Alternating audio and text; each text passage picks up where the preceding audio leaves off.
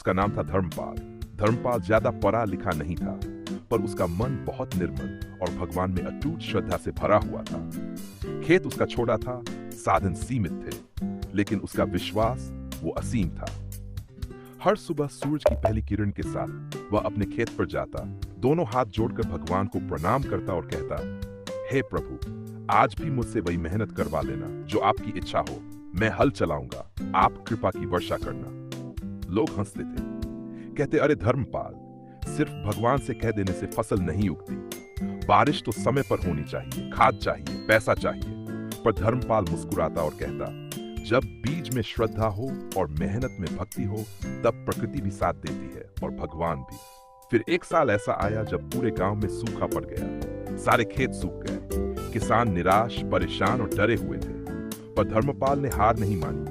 वह रोज खेत पर जाता, सूखी जमीन को पानी के बिना भी सींचता, अपने पसीने और विश्वास से। वो कहता है, प्रभु, आप परीक्षा ले रहे हो, मैं तैयार हूं। आप देख रहे हो, मैं रुकूंगा नहीं। गांव के लोग अब उसे पागल समझने लगे। पर कुछ हफ्तों बाद एक चमत्कार हुआ। उस इलाके में एक छोटी सी बूंदाबांदी हुई जो किसी और खेत तक नहीं पहुंची, पर धर्मपाल के खेत में इतनी हुई कि जमीन थोड़ी नम हो गई। उसने वहीं बीज डाले और मेहनत करता रहा। महीनों बाद जब गांव के सारे खेत सूने थे, धर्मपाल का खेत हरा भरा खड़ा था। लोगों की आंखों में आंसू थे और दिल में हैरानी। एक वृद्ध किसान बोला, तू धन्य है धर्मपाल, तेरा विश्वास और भक्ति ने आज भगवान को झुका दिया। धर्मपाल ने हाथ जोड़कर कहा, नहीं बाबा, भगवान को झुकाना नहीं पड़ता, बस दिल से बुलाना पड़ता है।